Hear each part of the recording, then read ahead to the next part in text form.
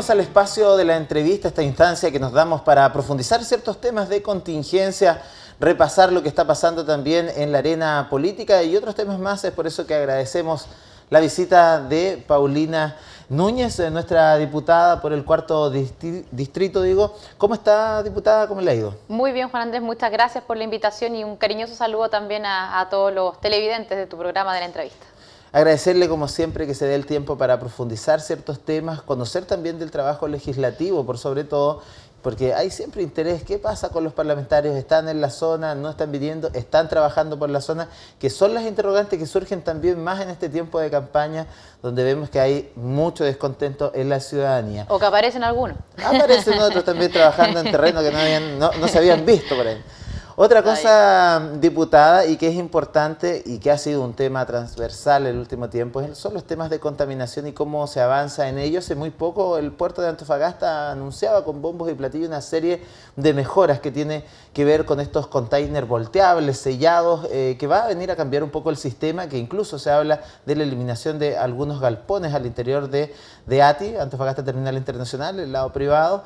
Pero usted también está trabajando en otras materias que tienen que ver con el transporte de los concentrados y que ha sido quizás la gran crítica, porque hasta ahora tenemos camiones encarpados que, muchos de ellos hay que decirlo, no cumplían con la norma, dejando una huella de contaminación no solamente en Antofagasta, yo diría que en la región.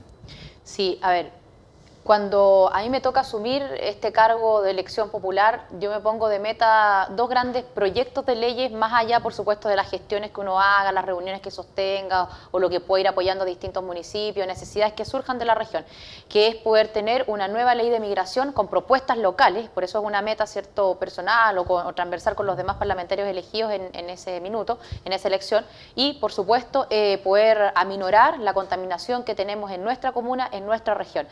Primer paso, comisión investigadora. Está bien, todos teníamos un diagnóstico histórico de lo que ocurría en nuestra zona, pero cada vez que concurríamos a algún ministerio o alguna superintendencia o alguna universidad incluso, la respuesta era, pero no tenemos clara la fuente, esta contaminación es histórica, o lógicamente el puerto va a seguir existiendo y no teníamos con claridad en qué podíamos mejorar. Bueno, dicho eso, terminamos nuestra comisión investigadora y surgieron... ¿Deja algún resultado esa comisión? Porque siempre están las críticas, se gasta dinero, pero ¿cuáles son los resultados también? Sí, bueno, ahora vamos con el resultado concreto, que es dentro de las facultades que tenemos, legislar. Y presentamos 3 proyectos de ley. Y uno de esos a nosotros nos tiene muy contentos, porque ayer partió su discusión en la Comisión de Medio Ambiente, donde se acordó además que va a discutirse durante 3 sesiones, 3 semanas, y luego de eso pasa a la Comisión de Minería, de la que somos parte mayoritariamente parlamentarios de nuestra zona y de zonas además portuarias y mineras. Y esta discusión es del proyecto que es el que más sentido nos hace, que en definitiva busca primero someter obligatoriamente, es decir, a la evaluación del sistema de evaluación ambiental, todo proyecto de transporte. Me explico. Lo que tiene por ley la obligación de someterse a la evaluación del sistema es la extracción del mineral, el yacimiento mismo, la mina, ¿cierto? Luego, el acopio y el embarque, es decir, hay un tramo que uno dice, no dice, sino que en la ley hay un vacío, en la ley de base del medio ambiente me refiero, de que no está la obligatoriedad de someter a la evaluación del sistema ese proyecto mismo, y algunos lo hacen voluntariamente y otros solamente, como lo dice la ley, lo restringen, ¿verdad?, a algunas sustancias, sobre todo las peligrosas. Entonces, ¿qué dijimos nosotros junto al diputado Marco Espinosa? Porque en esto también quiero ser muy justa de que lo trabajamos juntos para poder impulsarlo transversalmente y políticamente en el Congreso. Tiene que someterse obligatoriamente y no puede quedar al resguardo. ¿Cuál es la importancia, Juan Andrés, de que se someta al sistema? Que sometida a la evaluación va a obtener una RCA. Y obtenida la RCA, la Superintendencia de Medio Ambiente, que es el órgano controlador y fiscalizador, entonces puede concurrir a fiscalizar si se cumplen o no los requisitos. Si no se somete, ¿qué requisitos va a cumplir? ¿Qué RCA va a fiscalizarse? Es un poco lo que está pasando hoy día con la cantidad que se puede acopiar o embarcar, donde hubo un error, ¿se recuerda? Y sí, claro. Se ha pedido muchas veces al CEA ahora pronunciamiento, porque si no, el CEA no se pronuncia específicamente de esa cantidad, difícilmente puede la superintendencia fiscalizar. Ahora, en estos avances, porque son distintas instancias, como dice usted, sí, ¿qué se le va a exigir específicamente a quienes transporten concentrado de cobre por tierra en nuestra región? Bueno, el primer objetivo del proyecto es que se sometan a la evaluación, y dentro de ese sometimiento las exigencias van a depender del proyecto, pero lo importante es que la autoridad por ley va a tener que conocer del proyecto y ahí, por supuesto, va a tener que ir solicitando exigencias y cumplimientos para poder dar un visto bueno. Pero también lo importante, y voy a tu pregunta, es que el segundo objetivo de este proyecto, tiene dos grandes objetivos, es que se acabaron los camiones encarpados. Yo de verdad me voy a dar por pagada y creo que va a ser un importante avance si nosotros logramos sacar este proyecto, que sea ley, ojalá el próximo año porque estamos calculando los plazos y en definitiva terminemos con los camiones encarpados y lo que dice el proyecto de ley es que solamente se pueda transportar concentrado de cobre por medios herméticos, como por ejemplo los retainers que mencionabas, ¿verdad?, respecto de la ATI, o por ejemplo los mineroductos que incluso en el proyecto de Sierra Gorda, que acopia su concentrado de cobre en este famoso galpón azul, estuvo contemplado en un inicio, construir una tubería a la par del acueducto para llegar directamente al puerto. Bueno, al puerto industrial de Mejillones, que era también el objetivo de embarcar esas cosas por allá, ¿no? Entonces, hoy día, ¿qué ocurre, Juan Andrés? Hay tecnología, por supuesto que es más cara que los camiones encarpados, pero nosotros estamos cansados de que sea la ciudadanía quien pague los costos de lo que se está ahorrando la empresa a costa de el medio ambiente y lo más importante, de la salud de las personas. Si no existiera esa tecnología, te creo, ¿cierto? No tenemos otra opción que los camiones encarpados, pero estamos optando por el camión encarpado porque es más barato. Entonces, creemos importante que teniendo esa tecnología y por supuesto en un plazo prudente, después de promulgada la ley, que empiece a regir con un reglamento que deberá acompañarla. O sea, son plazos acotados, vendría muy luego. Sí, a ver, primero, yo sé que estos procesos no se cuentan, pero son importantes decirlo. Para que un proyecto sea priorizado y se ponga en tabla en la Comisión del Medio Ambiente, donde hay un sinfín de proyectos, y por supuesto que además la batuta la lleva el gobierno, o sea, priorizan, ¿cierto?, los proyectos que están dentro del Ministerio de Medio Ambiente, los que son importantes para ellos, haber logrado que se pusiera en tabla y haber partido con la discusión es vital.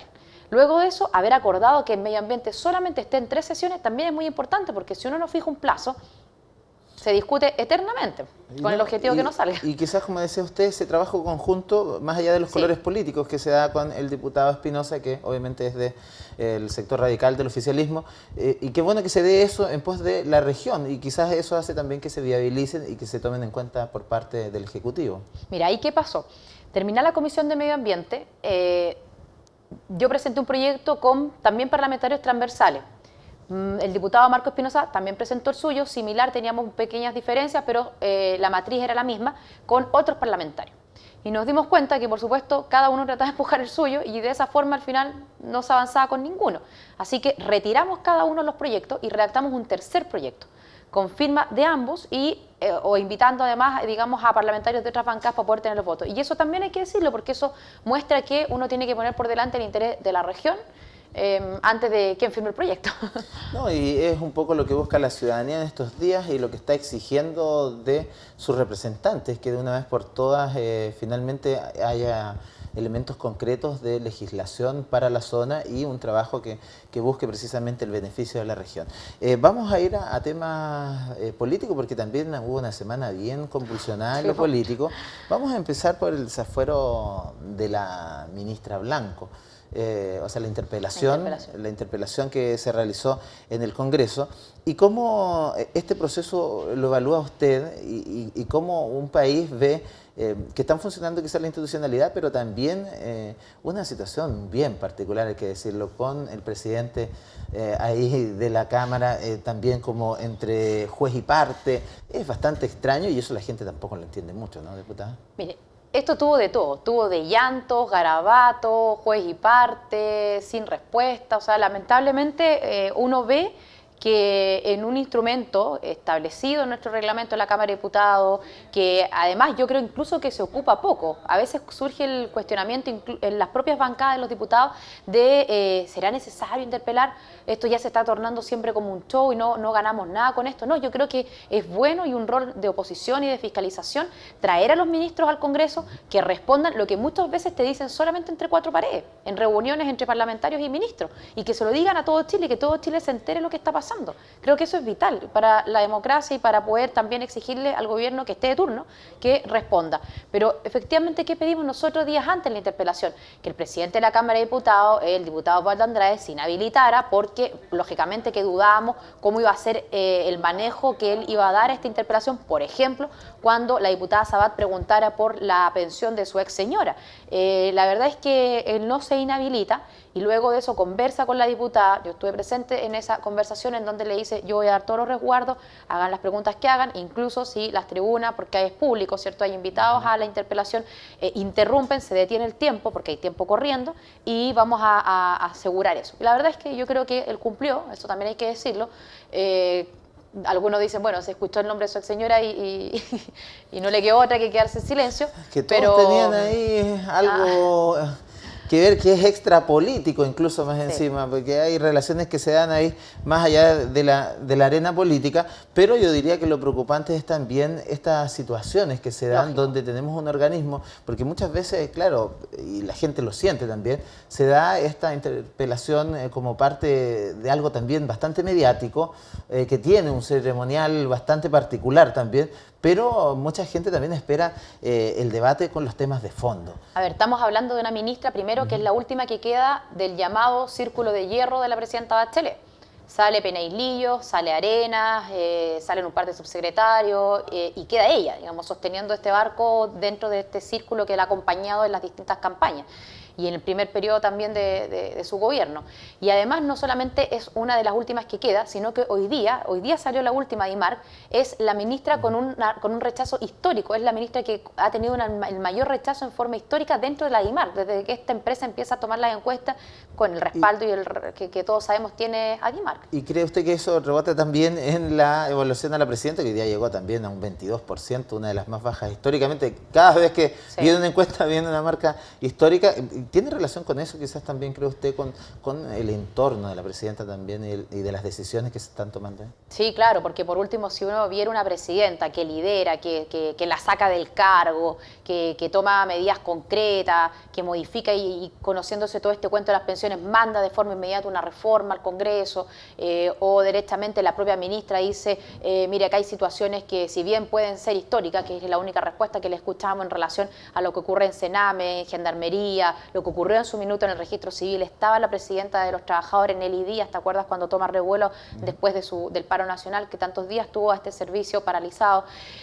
Uno espera al menos un reconocimiento y una responsabilidad política, porque el Ejecutivo, ella no puede decir, yo llevo solamente un año en justicia, perdóneme, lleva en el gobierno 2 años y medio, ella fue una de las primeras ministras que asumió en otra cartera, y por supuesto la presidenta de Chile tampoco es una parecida, tuvo 4 años ya gobernando. Entonces, esto de no tener ni siquiera la capacidad de decir, somos responsables y por lo tanto, mire, vamos a dar un vuelco en esto, vamos a cambiar el timón del cuento, eso tampoco se escucha, y por eso siento que además la ciudadanía aumenta su rechazo porque no ve ni siquiera un cambio frente a esta crisis que estamos viviendo en los servicios de justicia. Ahora, viendo eso también a la clase política y cómo la manchan, yo diría, a todos los sectores, ¿qué opinión le merece o qué refleja usted, que tiene contacto en terreno con la ciudadanía, mientras estamos debatiendo a la crisis de las AFP, donde ya la ciudadanía salió por miles a las calles, o sea, ver 12.000 antofagastinos acá, no es algo común y quizás refleja todo este rechazo.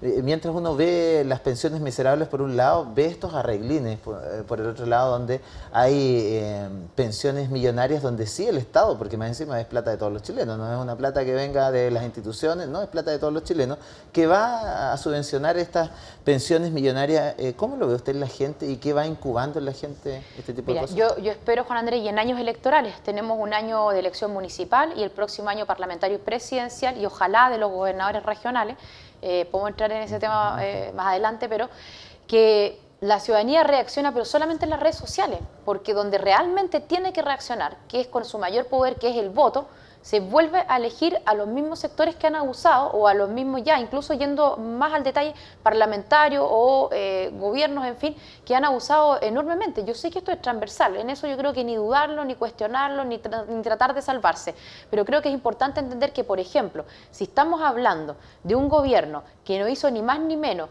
que aumentar el sueldo un par de meses, sabiendo que se iba a dejar el cargo del funcionario público con el único objetivo de aumentar la pensión, Lo encuentro aberrante. Y vamos a ir a otro tema de pensión en el que yo me he involucrado profundamente, exonerados políticos, falsos exonerados políticos, que también son beneficios previsionales.